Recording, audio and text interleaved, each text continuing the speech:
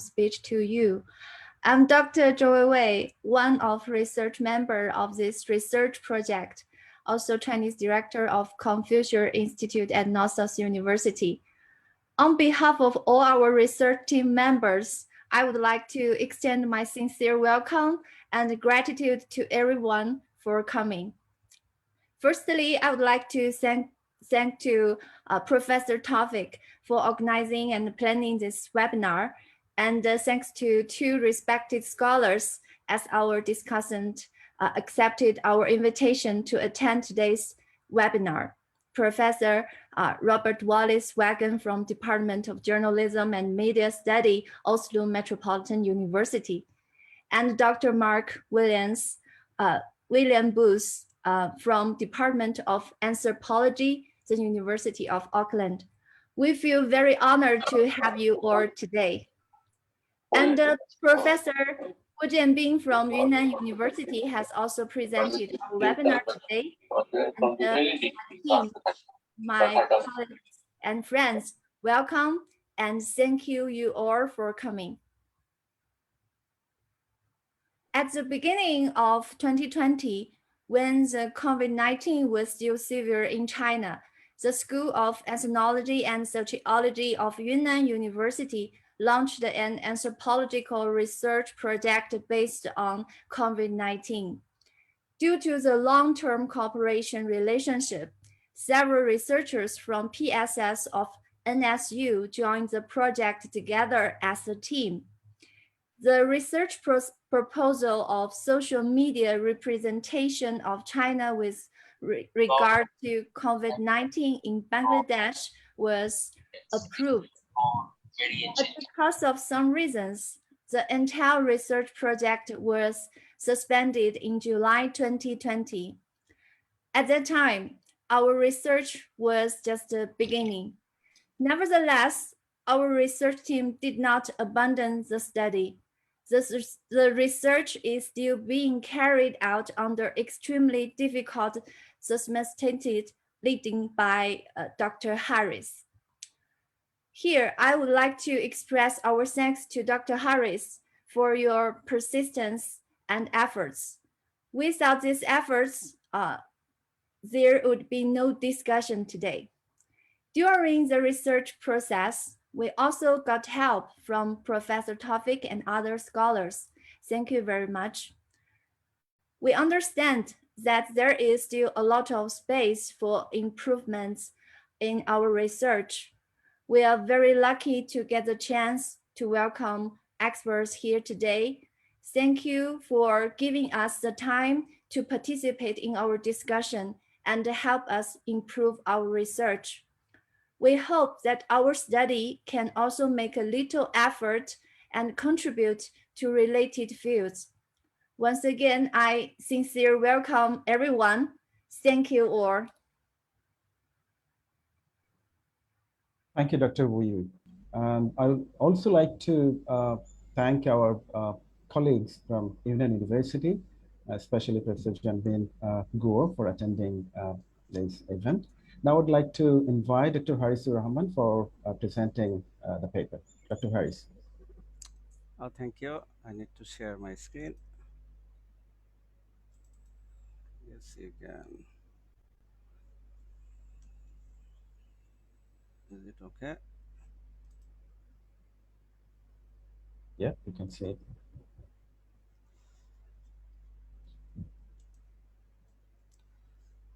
Can you start the slideshow? Yeah.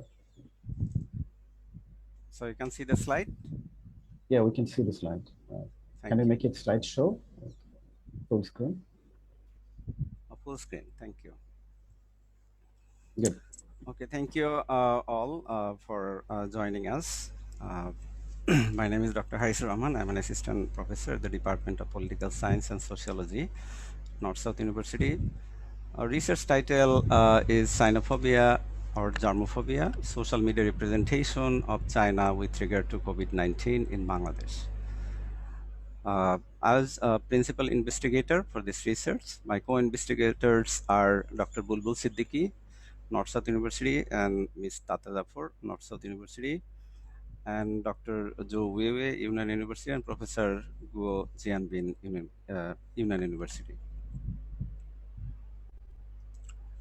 So as Dr. Wei mentioned a little bit of background, so we know the novel coronavirus that actually surfaced in late 2019, December in China, and after that we saw different types of news or information on social media and also mainstream media. And also we saw that how people are dying on the street, and that actually came through social media. And in different places, like in European countries, like later on when virus actually went out of like China, it spread across the world as like pandemic. WHO declared. We also saw the repercussions of like different part of the world, especially you know one type of racism or anti-Chinese hatred in European and different countries. As you know, they are like very multicultural country, like North America, European countries. So we saw different incidents. Uh, and in Bangladesh, we might see ourselves like we are like not that much multicultural, but still we saw that different news that surfaced on social media in Bangladesh.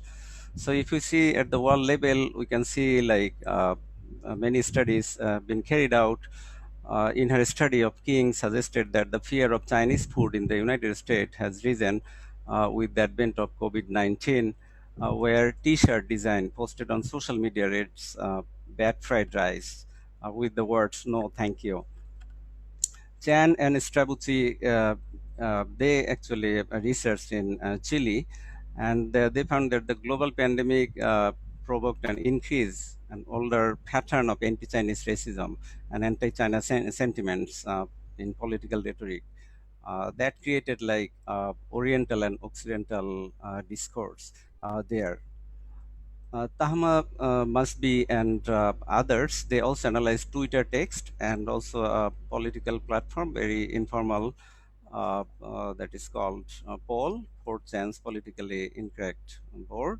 So they analyzed a lot of data on Twitter and on that platform, a poll, and they found that there is a lot, shift in people's like write up and their expressions, their assertions. Also, xenophobic slurs that they found. So a lot of anti-China, because of like the origin of the virus is claimed from China, and people around the world and media actually surfaced that, and social media actually made it more uh, spread, and Bangladesh was not far from that. So we had a lot of news and lot of audios, videos on our social media as well. So that actually made us interested that what are the reasons, what are the factors behind that people actually what type of opinion they form around. So we were driven by objectives, these four objectives that we explored in Bangladeshi social media. By social media, I mean YouTube, Facebook. So we actually explored what type of media content, such as text, video, audio, are associated with China and COVID-19 were circulated on social media in Bangladesh. And we also saw like what type of textual, discursive, and sociocultural practice occurred in Bangladesh, centering on social media's portrayal of China and its connection with COVID-19. We saw how did the social media content related to China and COVID-19 form public opinion in Bangladesh? How effective were the Chinese media outlets and their information to counter anti-China rhetoric and propaganda related to COVID-19 in Bangladesh? Our method was to analyze, we actually analyzed YouTube video, Facebook video meme status, and we selected contents based on their popularity and reach. From December 2019 to September 2020, we gathered information from this time span, and we analyzed our content using critical discourse analysis. So I'll be talking about critical discourse analysis a bit. This is a very convoluted theoretical uh, understanding that we need to get a little bit, we need to get to know about this CDA. That will help us how we actually, why do we share, why we share information, what does it mean when we talk. So as we know, the discourse is more or less, according to Michel Foucault, French philosopher, he said that discourse is all about producing knowledge through language. So it's knowledge, it's not that only meaning, that we convey meaning through language, but it's more than that. I mean, discourse has power, it can create truth, and it can create identity and practice at the end of the day. Just one example, like 1.5 years back, we did not have any knowledge about coronavirus, but now, with the advent of corona, now our thinking, imagination is speaking, everything, whatever we do, actually related with this virus, that creates meaning. So any sharing or related to this COVID-19, that actually is creating meaning, like prophylactic or therapeutic, how we can tame COVID, or we can keep ourselves safe from COVID virus, so on and so forth. So with the umbrella discourse of COVID-19 that started up in December uh, 2019, but now, because of various versions of like this discourse of talking about these things, like it has impacted our social, cultural, political, every aspects of life. And our thinking, imaginations are driven by this virus-related knowledge. But this virus-related knowledge is not in any way unilinear. There are a lot of multiple versions of truth about this virus. Vaccines have different versions of truth. Also, like therapeutic knowledge, the way we can heal virus, there are local indigenous knowledge about this virus. So we can see that there are like biomedical science that could be parallel discourse of the local knowledge. But local knowledge, like people are in Bangladesh, people used to have like locally, like a herbal medicinal plant, like we call it thankuni pata. But that is also their belief system, the way it worked. So discourse is all about producing knowledge. Like we talk about certain thing, about a particular thing at particular point of time in a certain way to create meaning about that thing. And it has several parallel discourse, but they are not equally powerful. The powerful one, the power gets created through the authorization of biomedical science, scientists, research, and also the state power, politicians, the way they support certain way of life or way of thinking, that becomes prominent over the other parallel discourse. So, according to Norman Fairclough, like we can analyze any text, because text, whatever we talk, that has meaning. If it is sign and symbol, if it creates meaning, then we can call it like text. It could be visual, it could be audio, it could be anything that creates meaning. So for Norman Fairclough, like if we surf Facebook, we can see a lot of visuals, video, audio, all the time. So text, uh, like from very many ways, text actually give us, make us aware and give us knowledge about many things, including this virus. And the second layer of Norman Fairclough is how the text, people interact with the text, that matters. Like in text, we see normally what are the catchy words, what are the denotative, connotative meaning, what are the rhetorical devices, like rhetorics are used in text to make it more appealing to the people. And what are the modalities and mode, like tone, the way of telling the story to the people, that matters.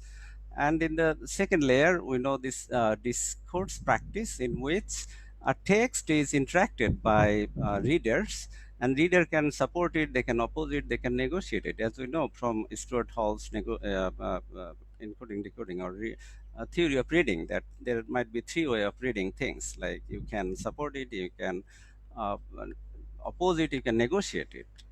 So, and also intertextuality that matters in the discursive practice. Like when we talk, we bring a lot of like references, sources from here and there, indirect quotation and all that. And not only text, we need to also think about the larger picture, about the context, the social practice, the way our text create meaning at the societal level. Like a lot of people, they have different types of views, but when we create any text that is not read by all, few people might read that, they can oppose it, they can support it, they can negotiate that text.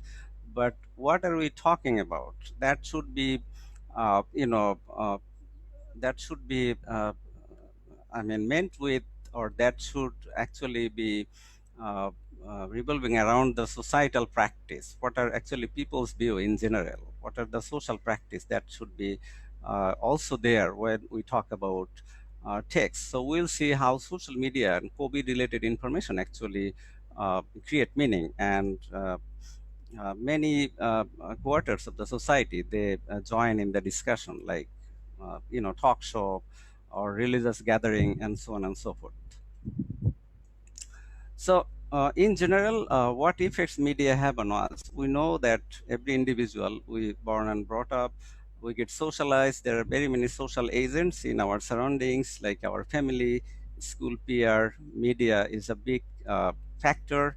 It's a big social agent to make us socialized even before we get how to talk. Like a kid can watch television or YouTube nowadays, even without the ability to speak, like at the very early age. And the fact is that media can impact us, so as religion, sports. So these are the structure that can actually influence individual. Like this is a structure and agency that gets defined with the bigger picture, out of which even you have a lot of education, but at the end of the day you might end up being racist, sexist, and you can brag about your class, you can be xenophobic, homophobic, and all that.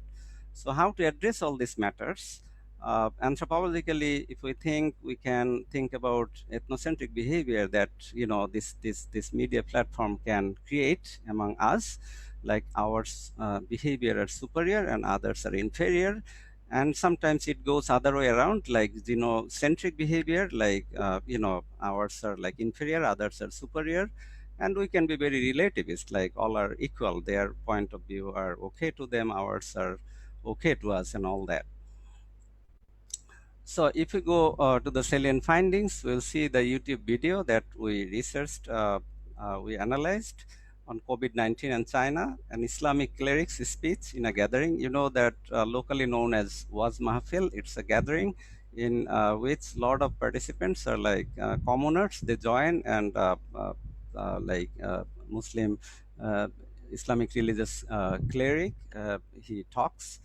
And in that talk, there was like the story that very early stage of COVID-19 that came into the discussion. Like Chinese President Xi Jinping promptly visited China's Muslim community, intending to know Muslims' way, how to avoid virus in China.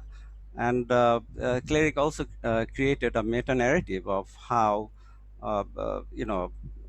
Muslim community outranked other religious community in the world, and how WHO approves of the evolution process, or ODU, as it reduces harmful bacteria and viruses from entering the body. The cleric claimed that Bangladeshi Muslims are the most loyal practitioners, according to his visits experiences in numerous countries across the world. He stated that COVID-19 would not enter Bangladesh because of Bangladeshi Muslims' faith, and if the virus already entered the country, then it is the political leaders who are to blame for bringing the virus by befriending the mushriks, polytheists of India. The way it creates the nexus between the mushriks or the atheist, that matters. Uh, the religious cleric creates a meta narrative about the virus. He does not stay within China only, he goes beyond that. Okay.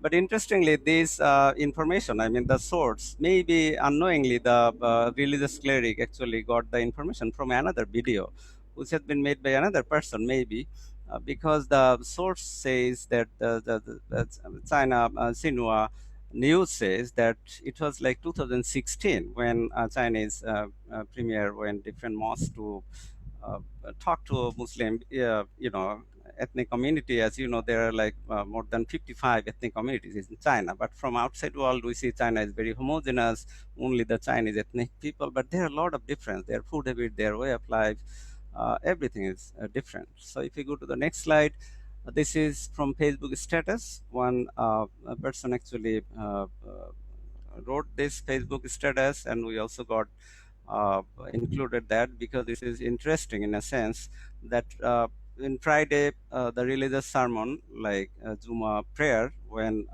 cleric talks, and he brought that story of Chinese virus has hit China because of the mosques were closed, and Muslims could not pray. Non-Muslims eat haram things, so the kind of punishment has come. Thousands of non-Muslims are now becoming Muslims out of fear. The virus has a good side. For example, half-naked girls used to be seen on the streets in Bangladesh. They used to go to markets and shops. Now they are no longer seen. Girls are now indoors. So the status provider also raised his voice, like no matter what kind of disaster occurs in Bangladesh, minority religions and women are fated for condemnation and stigma on their foreheads, which is how marginalization is created by the majority. But for how long will the state not take concrete legal or logical action against these unexpected and inappropriate behaviors? So a lot of discussions like on social media, but it has a lot of reactions, likes, dislikes, and so on and so forth. So it's not in any way that all the people reacted on social media like below the status in a very homogeneous way. That was not the case. It was like many people negotiated that. They supported that. Many of them maybe supported. They opposed that. Also, they supported some, opposed some. That might be the case. So this is very fun of meme that came out of that. China is like as a meme how corona mother is China because it originated the virus. So it had a lot of boyfriends and ex-boyfriends and so on and so forth. So the story goes like very negatively connotated, like China has been implicated with the virus originator, and China is to blame, and China has been demonized being women here. And the commenters is very much negative as well, but there are some positive comments as well. One says, stop this type of nonsense joke. Corona is not a thing to make fun of. Poor show, please remove this type of writing. But this meme was very formal platform in Bangladesh. They uploaded this meme. I mean, that was like a very professional platform. Many people like are connected in that. And when they talk, people believe in, like they comment and they talk about that. So this is probably like from India, like West Bengal folk song they uploaded, but it because it's in Bengali and it was a hit in Bangladesh as well. The Corona song, Corona made in China. So it is called like very I mean local melodious and folk song. So Sorry it to says, interpret. Dr. Harris, you have 10 minutes. okay. So it says, "Emon bedhi dilo China, dawai dilo na." Like China gave such a disease without a medicine and all that. So this has been like very, trend and viral in different parts of Bangladesh. And the thing is, Corona made in China. The ambulance has been used here. It's not in any way like Chinese ambulance. These are like cut paste, and they made the video out of different like cut paste and all that.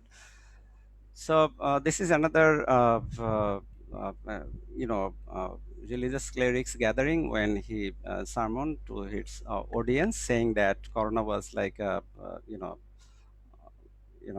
was like a kind of um, reprisal from God. It's like the Chinese soldiers, they raped Muslim girls, and that's why God sent. And this came with a reference like Bangladeshi expatriate in Italy. At that time, Italy was very, suffering from corona, and the person there in Italy, like Bangladeshi expatriate, he actually saw the dream, and the dream, in his dream, he was explaining, the cleric was explaining that person's dream, how he actually talked with Corona, and Corona, the way it, reached in China and all that. So this has been also talk of the, country in a sense in Bangladesh, and a lot of Facebook and social media users like YouTubers, they talked about this, and this went viral in Bangladesh. And about the Chinese food a bit, we know this, like why, what does not crazy say, what does not the Chinese eat. So it's a lot of uh, uh, collage, montage of blending a lot of information from here and there and creating this news, like balut, which is like delicacy in other parts like Philippines and Cambodia or Vietnam, but it has been like a Chinese delicacy. Like they are like cut and paste from different sources and blending and saying that China eats everything, whatever moves on surface. So this video went viral as well. This is quite trend in Bangladesh, and also other Bengali video that we found in YouTube, but we did not analyze all this. Muslims are COVID free in China. That came very primary stage. After the spread of COVID-19, the question is, what does the Chinese eat? Who created the coronavirus? This type of headings with the video blending and lot of view, but there are some positive view, but full of misinformation, like how to get rid of coronavirus. It's like inhaling hot steam, gargling with hot water, or drinking tea and all that. So all types of like misinformation, and also anti-Chinese videos are all around, like at least in the 2020. But while the I mean the virus cases getting severe in different part of the world, so China was like recovered from virus, so Chinese news was not coming that much, but the primary outburst against China was on the surface. So this COVID-19 discourse actually create a lot of xenophobia, as we saw that, like from religious cleric to very common people, they responded to that, and memes and all that, Facebook status. So it spread like a lot of pandemic spread with infodemic. We call it information, like we are inundated with information, but information is not like source based, not like logically put, but these are like all in many cases misinformation, like they don't know where the source is, or disinformation deliberately done deal. Also we know the post truth, that emotion actually rules than logic.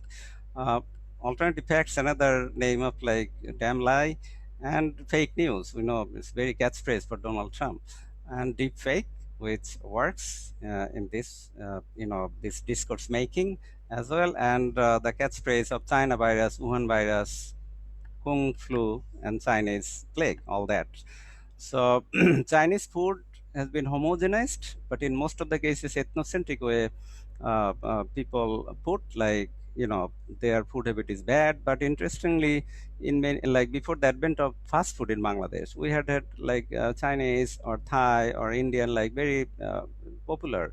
But now the resonance is like Chinese food is bad, and they're whatever they actually blended those videos. That was like street foods, and many ethnic community in China. Not all the people they eat that type of foods, but ethnocentric we put, or we blame that China is actually having all the rubbish foods, and food waste is very bad. And in that, we those who created those video and share, they actually are not bothered by how food habit is very much culturally defined. Food has medicinal value, it has social values, and safety hygiene is quite different thing. It has cultural logic to justify someone's food value. We do not take our food based on our based on its nutritional value. Rather, our culture, our religion actually legitimizes what should we eat and what not. So there are a lot of lack in understanding of cultural relativity. Also, media literacy and critical thinking that is absent when people talk about this virus and when blame China. Also, health literacy that is lack there. So there's no fact checking or verification of source and all that. So I'm almost done because of the time shortage. So we know this social media actually amplifies these rumors, this disinformation, like the confirmation bias, whatever belief you have that you support that, and Facebook goes with that, like algorithmic, like filter bubble that defines you love that will be surfaced in front of you. So Facebook expedites that as well, and exposure effects time and again. If you see this type of negatively connotated video, then you thinking also will be swayed in that way that exposure effect tells us. So last slide, if we see that how Chinese media is countering xenophobia. We know the social media is like all run or originated from the West, but China, as we know, has blocked all the Western media because of like conspiracy theory and all that. But Chinese parallel platforms like Weibo, WeChat, Renren, or Google equivalent to Baidu are not popular or visible outside China. So there are a lot of gaps and lapses like in information that what comes from China that actually is not getting spread across the world. Rather, it's the Western world's information. Like who knows, maybe conspiracy theory that might surface and that we copy, which is known as mag journalism. Like Robert knows better than I. So Chinese mainstream media such as China Daily or Xinhua News Agency, these are also not that popular or visible in Bangladesh. And language barrier is a significant one for rest of the world to know what's happening in China, and also a lot of allegations or mystery about the origin of COVID-19 is still unresolved despite WHO's investigation, WHO, because WHO's and West alleged that China blocked that WHO's investigation there to get to the origin of the wet market and other places. Non-Chinese media allegation of suppressing and resocialization of Uyghur is not widely addressed in Chinese media outside China. So these are like a fuel to add fire, like fans out all the information. Like people blend all the information, they create these meta narratives and vent all their anger against China. So they also see China as a homogeneous country. Like I said before, allegation against Chinese food safety, wildlife killing are not adequately addressed in Chinese media outside China. So one way of doing this could be like vernacularization of Chinese news, like BBC has Bengali version, or and China also has Bangladeshi Bengali news, but it should be more wide. Like people need Chinese version of truth, and that should be very transparent with their information and all that. Sorry, I have taken a little longer time, but that is it. Thank you very much for your time and patience. Thank you, Haris, for your nice and comprehensive presentation on the topic. No, you finished in time, I think. We still have 1 minute left. Okay. Thank you for that. Now I'd like to invite Professor Robert Wallace Fagan for his points and thoughts on this presentation. Well, thank you. And thank you, Dr. Harisur, for a very interesting presentation. Let me say first, I have not read any text here. I have been informed about the title, short summary, etc. But I haven't really read any text, and I would be looking forward to you going ahead and publishing this scientifically. I think it's a very, very interesting topic, and I think you have. Your presentation was very interesting. You concentrated on the background, the 4 objectives, and you covered them. You showed us the xenophobia media content, and you also took us through critical discourse analysis, Norman Fairclough, and the 3 dimensions, including Chinese media's response to these xenophobic, the xenophobic media content you can see.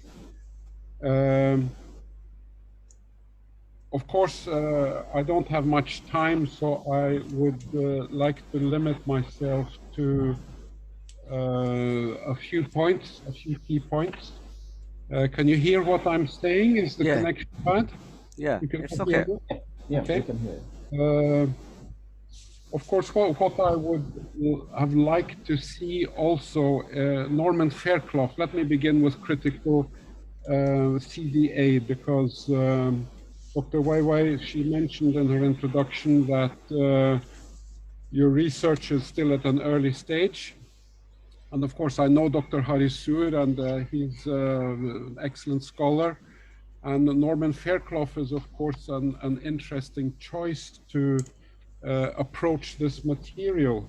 Now, there are, of course, other alternatives when you approach texts, and I think it would be nice to hear why you have chosen Norman Fairclough, because I can send you later some other sources suggesting that there are at least 7, 8 alternative approaches in the social sciences when you want to study texts.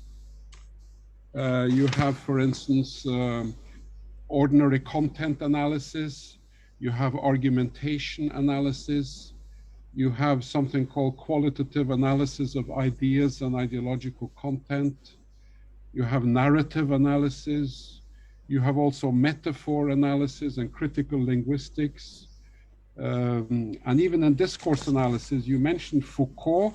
You did not mention Laclau or Mouffe, which represent another main branch in critical in discourse analysis. And you concentrated on Norman Fairclough. That's fair enough. But you have something called multimodal discourse analysis that could have been employed. So I can send you these references later. And again, I think this is a very interesting work. But if you want to publish it scientifically in a well-reputed international journal, you kind of have to not go straight for Norman Fairclough and CDA, but explain the alternatives and justify your choice of theory and methodology. Also, I know that there is a rivalry going on. They call it the vaccine diplomacy. And there is some rivalry going on in Asia, especially between India and China. And I know that Bangladesh has recently, and China is like many other countries, China is doing a wonderful job in providing, it's a global leader in providing vaccines to other countries. And I think they're working now in China on at least 16 other vaccines than the Sinovac and Sinopharm vaccines.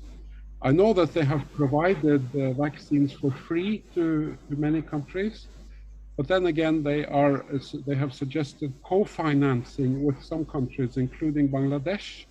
And I know that Bangladesh has opted for an Indian vaccine and turned down an offer to co-finance with the Chinese vaccine production. So when you talk about Norman Fairclough's practice and the link with society, I would suggest you could strengthen the presentation if you talk a bit about vaccine diplomacy and the rivalry. And I mean, it's not just China and India, Russia is doing the same. And in the Western countries, you know, the big pharma industries, you mentioned the tips, you know, that they're taking patents on traditional medicine and selling back substitutes at a high price. So, I mean, it seems from a cynical point of view, it's all about money and power. So I think you could strengthen the paper if you at least mention, coming to social practice, that these things are going on in the world. Otherwise, of course, there is some criticism against China that is based on more not just xenophobic media content, but for instance, giving Axe transparency the reliability of statistics. I looked at the mortality rates in Bangladesh and China. So there is some skepticism internationally about the accuracy of Chinese statistics concerning the COVID death toll, the number of people smitten and so on. Also, the World Health Organization has been a bit critical that they were not allowed full access on their visits to China. And I mean, this can be understood. Shouldn't be afraid to mention this, and I don't think it would offend our Chinese, that this is an international debate. So I think it's better that you say it clearly, because if you want to get this peer-reviewed and printed in an international scientific journal, you know, you should be fair about the facts. And China, just to say that, I have worked with China since 1982, when I started as a young officer in the Norwegian Ministry of Trade and Shipping. I was put on the China desk. That was my first job. So I have worked with China for over 40 years. I love China. They're doing a wonderful job. They're providing a lot of effort here. And I welcome your research. I think it's very, very interesting. I haven't had much time.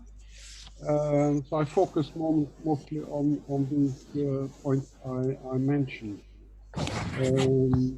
So I'm looking forward to reading your published article, and I'll be here. I'll be happy to answer things. And I'm sorry I don't have much more time. I think I've used now most of it. So I welcome the research. I think it's very, very interesting. I published recently myself articles on health communication, digitization of health communication, and also on xenophobia, racism, etc. So I'm a bit curious what kind of journal you're thinking of submitting it to. So with these words, thank you, and I'll give the word now to the moderator again. Thank you. Thank you.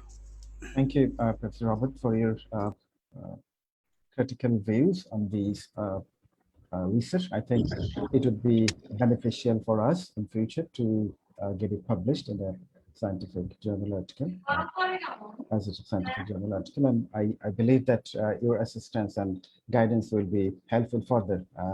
Dr. Harris will contact you in future as well. Now I'd like to invite Dr. Mark Booth for his comments on this paper. Dr. Mark. Thank you very much. And can you hear me? We can hear you. Good. Yeah. Okay. And thank you very much. And thank you very much, Harisur, for inviting me to be a discussant today. Like the previous discussant, I really enjoyed the paper that you gave. And I think that it is the basis for not just a single publication, but probably several publications. This is a very rich field to be working in.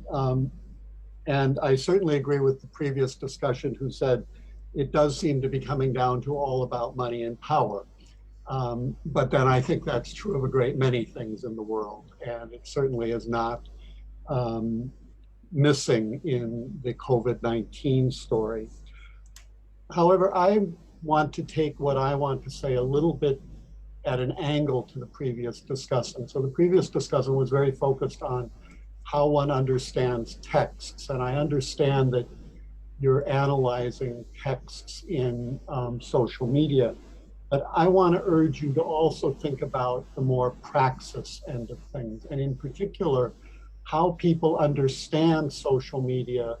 And I mean people not academic specialists in social media, but the people who are the consumers. So I'm thinking here about the kind of research that gets done, for example, with film reception, which is something you know very well, Harisur. I know you do. So I would urge you to think about it in relationship to that. And of course, you're working in a very new area, the area of analyzing social media. And you know, I'd be interested to know how you chose the Facebook quotations that you used, for example. And I think I have colleagues at the University of Auckland who are working on this. And my impression, it's not an area I work in, is that it's a very open field. and people don't quite know how to go about analyzing social media. And in particular, you, of course, are interested in how social media creates the other, or images of the other, okay? And I think that's really important. And I think it's also, I like the points very much that you made about multiculturalism or multi-ethnicity, both in China, but also in Bangladesh as well. But the other thing I wanted to talk about briefly is, of course, we've all had a really steep learning curve over the last year or 15 months, not only about viruses. I know things about viruses I had no idea about 15 months ago, but also things about epidemiology, about how medicines work, about the history of previous pandemics, and how they're related to social things, including inequality and colonialism, for example. And so we've all had a very steep learning curve. We've had to learn new ways to think about things. And we've had to question the things that we took for granted before. And that causes, and that's the point I want to make here, that causes enormous stress for people because they're confronted with new things. And so with stress, then, of course, they look around for authority. And you mentioned the various sources of authority, science, for example, the state. But of course, we also have the authority of previously used media channels, of religion and religious institution. And all of those things also contribute then in a very stressful situation to how people evaluate sources, which is, of course, something we all teach at university to our students. How do you make sense of sources? And so what you're looking at here is a social phenomenon of how do people faced with a very stressful situation in which they're dealing with things they've never had to deal with before, or most of them haven't, how do they evaluate sources and make sense of things? And one of the things that people fall back on often, which you also identify, is ethnocentrism.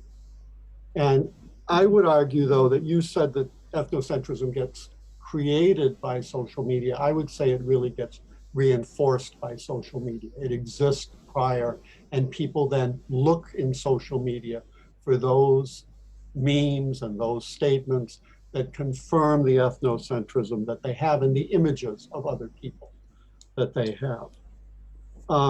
And again, I think, you know, the stress is the other thing I would urge you. If you go out and did the kind of audience reception studies of social media, would be to try to link that to stress and, of course, what's going on in the world, which is fear and the sense of not knowing what is coming. And that's true here, certainly in New Zealand. I notice it in my students who, even in a place where we have no community COVID-19, there's stress, and there's stress because they really don't know what's going to happen. And that's something that we've all had to get used to, that we don't know, where we think it's a firm thing what's going to happen in 6 months. Now we realize we don't actually know. And so that leads to the possibility of the manipulation of power and of what we take as authority. The other thing that I really liked, and I'll conclude with this, is your paper really reminds us about what matters, okay? And for example, you said, for example, there's concern about not knowing where the virus came from. And the concern, which certainly President Trump was very big on, about the World Health Organization covering up where it came from. But at one level, it doesn't matter where it came from. You know, what matters is how we deal with it today. And that's not so much about the origin of the virus, but rather how the virus works. And here again, what you see is people faced with stress, faced with things they don't know, and the fear of that unknown, do very interesting things with it, which I think again goes back to the issue of how does the audience interpret it. And one of the things I see here in New Zealand, but also elsewhere, is the attribution of almost human motivations to the virus. The virus is trying to do things. Well, the virus actually isn't. The virus is simply existing. But we fall back on those things because we're faced with serious unknowns that cause us a great deal of stress and fear. So again, to reiterate what the previous discussant said, I think this is marvelous research. I think it's really interesting. I would really urge you to get it published. And I would also urge you, though, to look at audience reception for the social media platforms that you're looking at by doing interviews with people, for example, in the way I know that you did in your doctoral research on the influence of Bollywood in Bangladesh. So I'll close there. Thank you very, very much. It was really interesting listening to this, and I look forward to reading it. And I'm happy to read drafts of it if you'd like. Thank you. Thank you, Dr. Margus, for your nice constructive comments on the paper. Now, before I go into the Q&A session, I'd like to give floor to Dr. Harris for 3 minutes if he wants to respond to the discussant. Harris? Yeah, yeah. Thank you, Professor Robert and Dr. Mark. Very fruitful comments, and we'll definitely address all of the major comments. And I look forward to sharing my draft with you. Also, that would be quite helpful if you can give some comments like on our write-up. So thank you very much for your comments. It's quite enriching. Thank you, Harris. May I like to now I'd like to request either Dr. Wei or Professor Guo or Mr. Taja, for any of you would like to add anything. This is an open question for you. So, Dr. Wu, would you like to add anything? Okay. Can I use Chinese to communicate with Professor Guo? I think he has some comments on this research and give me previously, but I need to talk to him in Chinese for me. 郭老师，那现在是不是我把您的那个问题说一下，还是您这边来说一下您对这个研究的一个想法和一个这个意见？郭老师，您的麦克没有开。郭老师，等一下，这个我上午跟你说的那2点之外，这个刚才因为我听了他们的这个发言之后，其实我还有一点想法，待会儿你帮我翻译一下吧。好。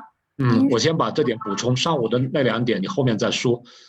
我觉得现在这个文章里面让我看到了一点非常有趣的一个方面，就是其实。这个从文章里面所呈现的内容来看，就说在孟加拉社交媒体上，所传播的这样的一些素材，他们都是从这个美国的或者其他的 Facebook 啊、YouTube 上，还有 Twitter 上这个得到的一些这个素材。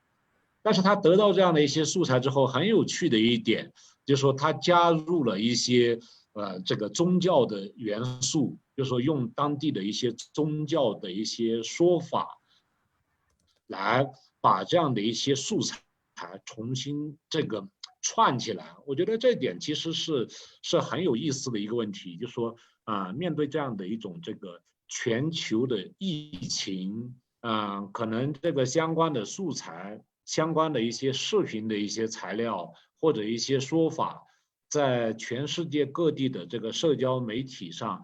这个广泛的传播，但是这个在各地区不同的这个文化背景当中，他们从这个全球的社交媒体上获取一些素材之后，总会使用自己的一些文化的一些内容或者一种方式吧，用一种文化的一种和当地的文化密切相关的一种表达方式，重新来进行传播。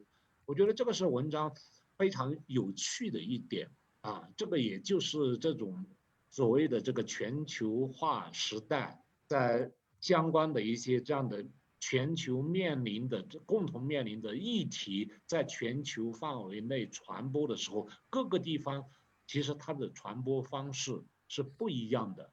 我觉得这个现象其实是非常有趣的，但是在文章里面提到了这方面的问题。但是我个人觉得没有紧扣的这样的一种特定的现象做出阐释。另外的2个问题就是上午我发给你的那个。Thank you very much. Please translate. Okay, let me translate briefly.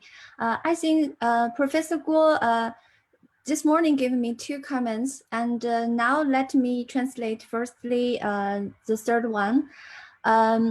Professor Guo said he thinks this is a very interesting topic, and from the content of this research, all materials this research use get from social media in Bangladesh, and a lot of sources come from the different country like USA and other places. And when the user get these resources, get this material, they did the different creation, like adding some religious materials and mix up and reproduce. And this is very interesting. Facing the pandemic, he thinks a lot of these related materials used in global social media and spread widely.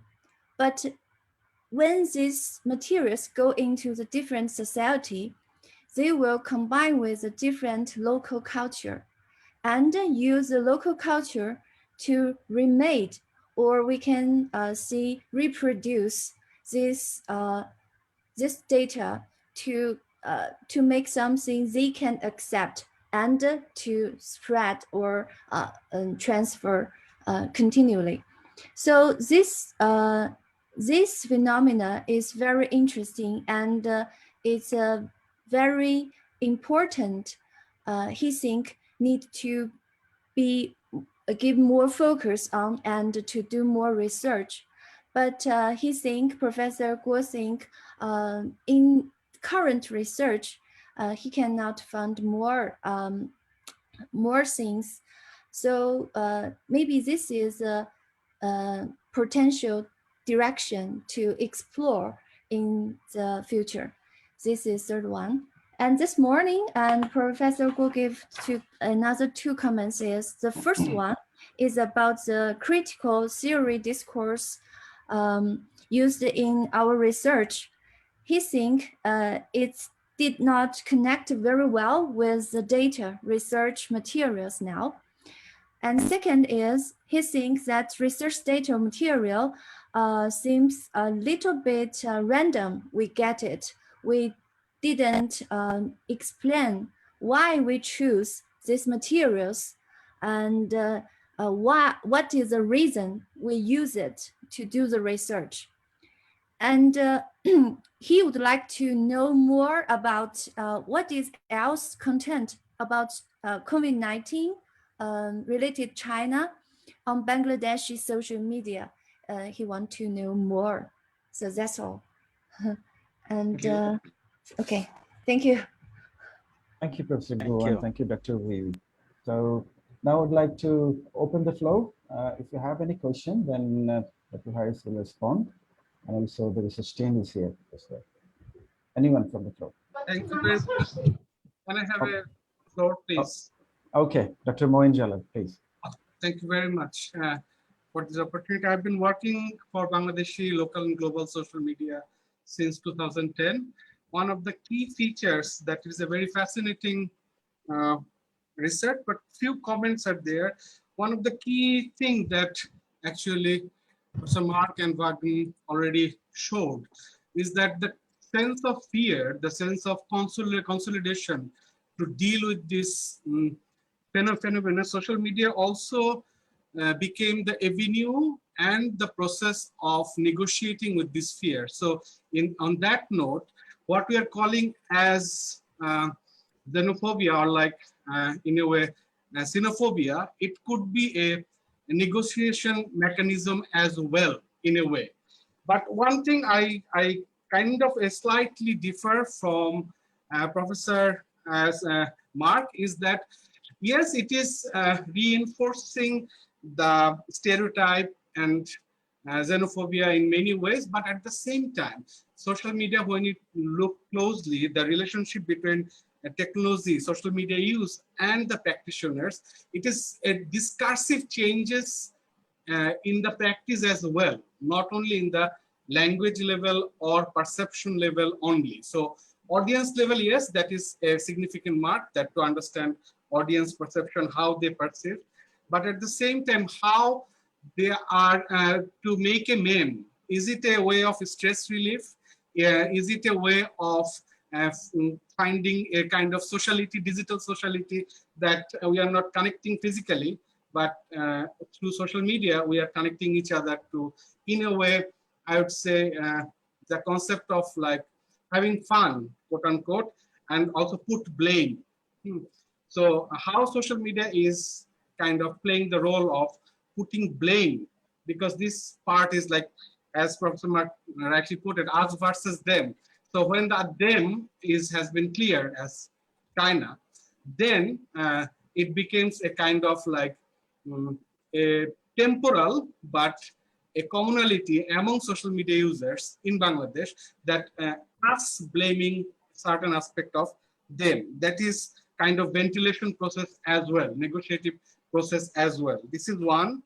Second comment is that, yes, social media in China is in itself has been like autonomous body without the strong penetration or surveillance of Google, Facebook, or so forth. But it also became the way of obstacle to get get out the news and information, their version of the truth. There is a very homogeneous category, but to some extent wide range to the outside world. So social media, if Facebook was very much into China, then the communication process would be much, I would say, open, because Facebook is providing comment translation and status translation as such, right? So the medium as it is in itself, the previous restriction and being closed, quote unquote, of China, and later on not sharing the same platform makes the boundaries as well. So these would be my two comments. Thank you so much. Thank you, Dr. Moin. Any question from the floor? Any other question? I have a comment. Please. Yeah, well, I'd like to thank Professor Jinbon Guo for his comments, and Dr. Wai Wai, you will translate, I think, what I'm saying. I wanted to pick up on your observation that the data collected, the social media content, seemed a bit random, and of course this is a problem. How representative are social media and its content for public opinion in Bangladesh? I think this is a point well worth addressing in the methodological section. And what are the alternatives? Are there opinion polls, survey data, etc., that might be more representative? How representative are social media? I think Facebook is the most popular social media in Bangladesh, and I looked at the BTRC figures just now. They say there's 44 million people. It might be old. You have to look into this. But certainly in the methodology section, you need to address the issue of how representative are social media for public opinion in Bangladesh. That's certainly one piece of advice I would. Otherwise, I have a comment to my co-discussant, Dr. Mark. I fully agree with your observations, and I meant also, if I'd had more time, I wanted to focus less on the text and more on the practice, and that was what my comment about the vaccine diplomacy was about. Thank you. Can I jump in a bit? Yes, Harris. Yeah, thank you. Actually, yeah. So basically, this is more of a qualitative research, and in qualitative research, I mentioned that we selected, data like based on their popularity and reach in a sense. So many videos went viral, right? So that surfaced on Facebook, and Facebook also that goes with the comment of like Moin Jalal said, like we shape media and media also shapes us. Like you have no intention to comment, but when you see something is very eccentric things here just popping up in front of you, so it can disgust you, it can create your mood something very different. Like you can you might be forced to comment on that, right? But you had not that intention to do that. So media shapes us, like Facebook, like the algorithm that defines you love something, that Facebook will show all the time, that's your love thing will always be popping up in front of you. So this is not a quantitative research, this is a qualitative. So we actually were not like for numbers, more of like quality of the content and their reach, that we try to interpret. Yeah, thank you.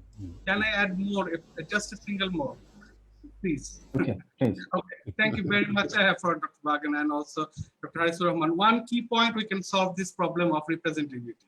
Because of my PhD research, I have been doing so. One thing feature is that already Dr. Harisul Rahman already mentioned, social media and COVID-19 regarding the issue of China creates certain intensities. That is John Postel and Pink has been talking about since 2012, right?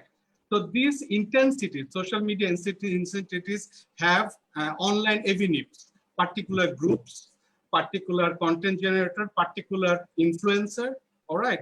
So on that note, if we go for one platform, say Facebook, and then find out the avenues that which group, a particular group, like with 40,000 members, are doing this aspect, like this thing, then we don't have to be scattered or have this feeling of non-representativity as such. So if we focus on particular group, a particular user, social media influencer, then we can say that as the whole, now since Vagan sir, now it is like half of the population, 93 million, are using social media, right?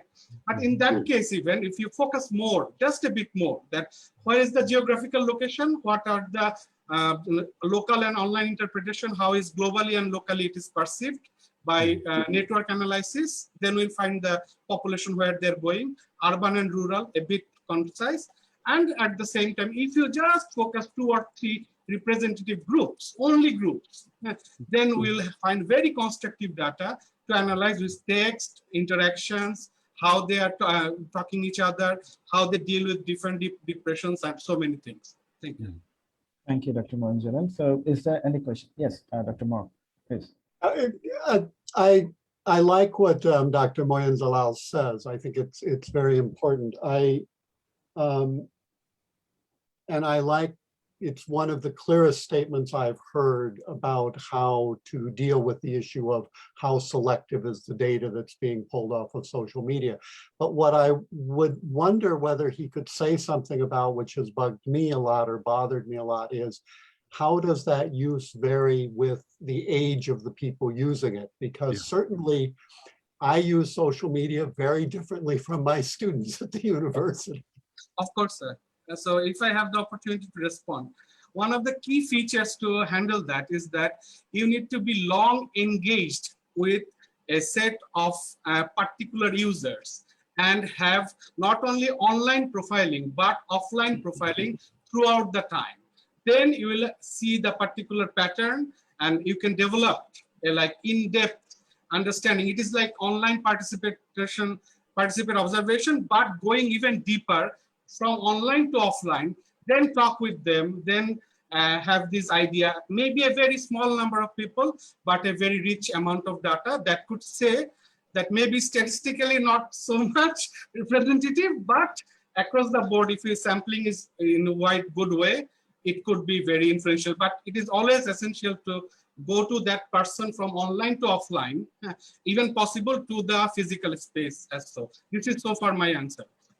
Right, and so in one sense, just if I can respond, so in one sense, then you move back into the world of analyzing audience reception of this. Yes, Yeah, I like that a lot. That's very good. Thank you. So is it something like digital ethnography and also following the people like we do in some time, like a multi-sited ethnographic approach? Thank you. Thank you, Dr. Monchelo. So is there any other questions from the floor? No, if not, we're at the end of our dissemination seminar today. So I would like to invite Professor Tawfiq M. Haq for his concluding remark. Thank you. Professor Thank you. Tawfiq Thank you, Dr. Bulbul. I will not take much time. It was a fascinating discussion, even though I'm not an anthropologist or sociologist or media expert. But I think I have learned a lot by listening the presentation by Dr. Harris and also the two important discussions of today, Dr. Mart and Dr. Robert. I'm quite happy because this is the first event that we organized under this newly formed center called Center for Sociocultural, China South Asia Center for Sociocultural Studies. And under the Department of Political Science and Sociology, with partnership with the University of Yunnan, we have started this center last year, but this is the first activity and the research also being conducted under this center. So we hope that it will help us in future to make a better understanding between different issues in China as well as vice versa in Bangladesh and broadly South Asia. If I now come back to this topic itself, even though as a non-sociologist, non-anthropologist, what I have learned, I can reflect a little bit. And so I think this is an interesting discussion, especially the last part. I enjoyed the last part of the discussion about the methodological, and maybe I can start with that one. And it's fascinating that how to, because social media study and the media studies at the social platforms are quite a new thing comparative with the other kind of ethnographic studies or media studies. So representation is definitely a big issue, even though Dr. Harris mentioned that this is a qualitative research. But that question is still will be raised that how these quotations will be have been chosen, why this and why not the other quotations have been chosen. So I'm sure in the research, Dr. Harris will clarify it more. Even in qualitative research, the selection process is also very important. That why this course and why not the other course? Was it selective in a way and non-selective? So that kind of the issues need to be addressed. I like the aspects of the presentation, especially this the vast data that I'm quite sure Dr. Harris did not get enough time. But it's almost like already more than 100-page report as I could understand. So there is a vast data, and I'm sure that when he will be preparing for a scientific paper that, as Dr. Mark suggested, it can be even more than one paper, he can choose that which data will be used and which data will not be used. So that's a kind of a brighter side of this whole research. I'm quite sure that the suggestions that came will be, which Dr. Harris seriously think about and incorporate some of them. It will help him paper to be more objective. There are suggestions that came from different angles, but I think one of the aspects that I would like to emphasize on the impact of the narrative. Talk lots about content, we talk lots about narratives, but the impact of the narrative. When we talked, discuss about the narrative, this politics of narratives also, the power on politics of narrative. And these impacts are in the two-sided, like the impacts are from state level when the narratives have been created on any issue. And also there are impact at the people level. So when Donald Trump came out with this specific narrative, Twitter and other social media, China virus, Wuhan virus, that is like a kind of a state level kind of politics, power, economy, business, all this related. But at the people level also it impacted uh, uh, directly and indirectly. And that can be understood differently from the power politics and the political economy aspect of it at the general citizens level. And why I'm saying it that because I was just thinking by listening you that if it could be like this virus have been started from Russia. You could think about that. These narratives would be some way be similar. For example, I can think about that if it could be starting from Russia, then probably Bangladeshi social media users, if we come to those same users, you'll be finding they could be using probably Chechnya rather than Uyghur. And then saying that this is because that Russians, they made so much blunders and killing Muslims in Chechnya. So this is the punishment that they are now getting. So it could be just replaced by Uyghur with the Chechens. And then if it could be Indian virus, probably it could be like the started from India. How you could imagine that in Bangladesh, how massive and viral it could be in terms of creating narrative, because there are so many sentiments. Then it could be the issue of the Kashmiris, NRC, all this discussion could be flooded in the social. If it could be even the started in USA, then the anti-USA narratives could also be very viral in all over the world. So I think it's not a specific case that the way that China is handling. But I think this is very important. Already you mentioned that which context we are analyzing this social media context. And especially in South Asia, probably it is different from Europe. It is different from New Zealand and Australia. Because as Dr. Mark was saying, that in New Zealand or in Europe, probably people level, the citizens, they think that it is not important where from it started.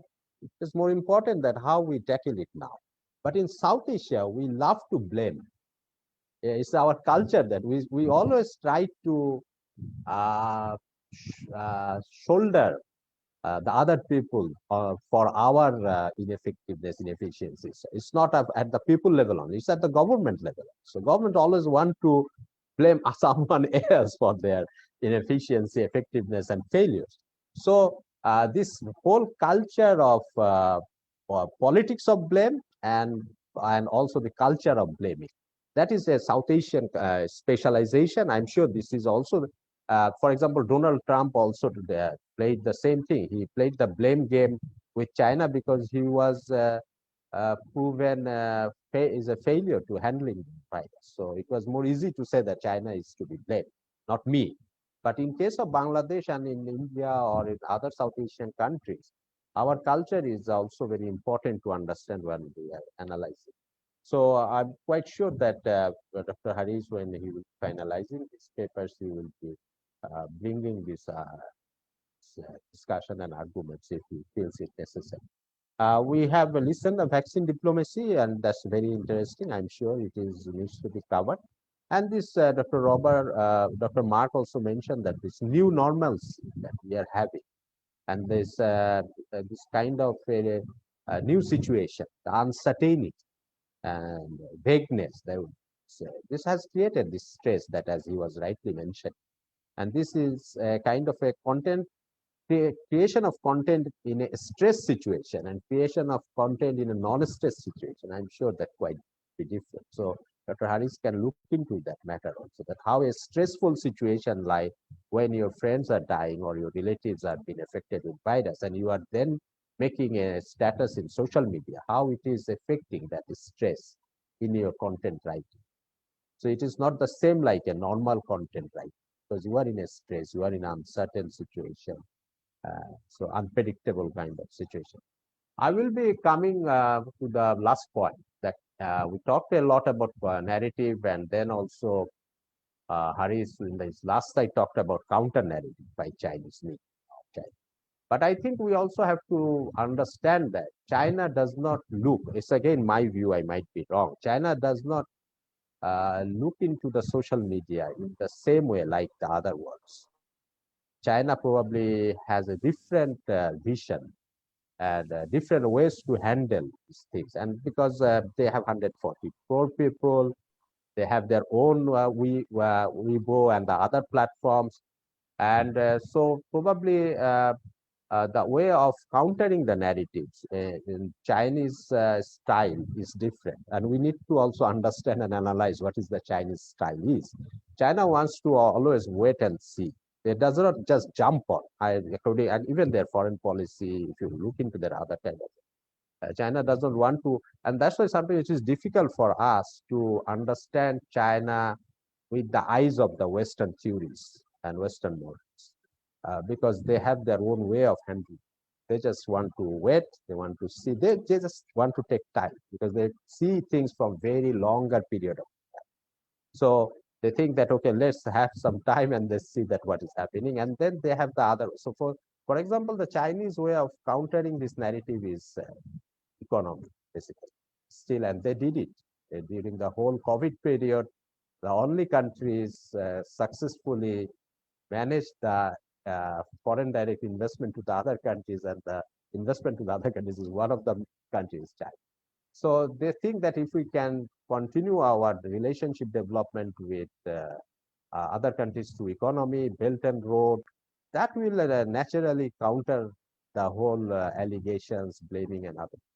So they have their own way of doing things. That I'm not talking about what is there, whether this is a right way or wrong way, but we also, as a researcher, need to understand their way, not from the lens, by the lens of the Western kind of understanding, but try to see it from their lens also.